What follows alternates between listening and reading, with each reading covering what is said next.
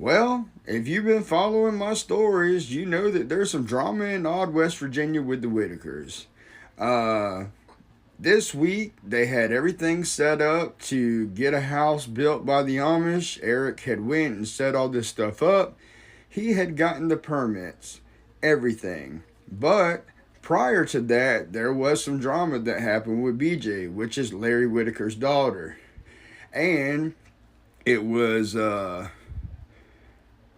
her showing back up, and basically Eric called and he got a restraining order against her, and it was only good for 10 days. Well, that was on like the 27th or 28th. Well, he thought that Betty dropped the restraining order.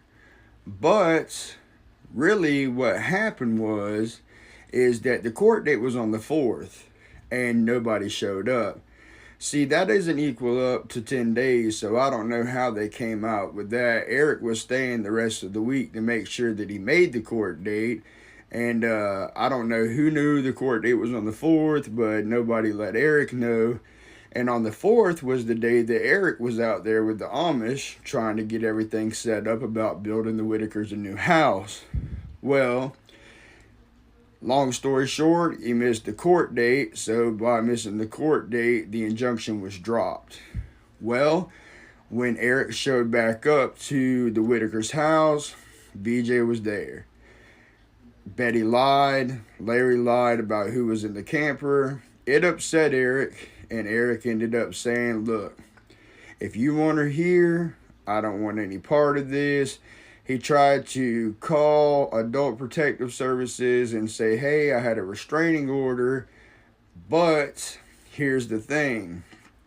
They said they needed to speak with Betty. She's the petitioner, the victim. They always have to speak with her. Well, Betty took the phone, went in, came back out, handed the phone back to Eric and said, here. Eric got on the phone and they're like, sorry, sir, there's nothing we can do. Basically stating that Betty did not want to extend it. Well, I think Betty's being manipulated by Larry and BJ. I really do. You know, from the start, BJ was telling these people, why do you think that somebody would just be doing something for nothing without wanting to get anything out of it? These folks are good people.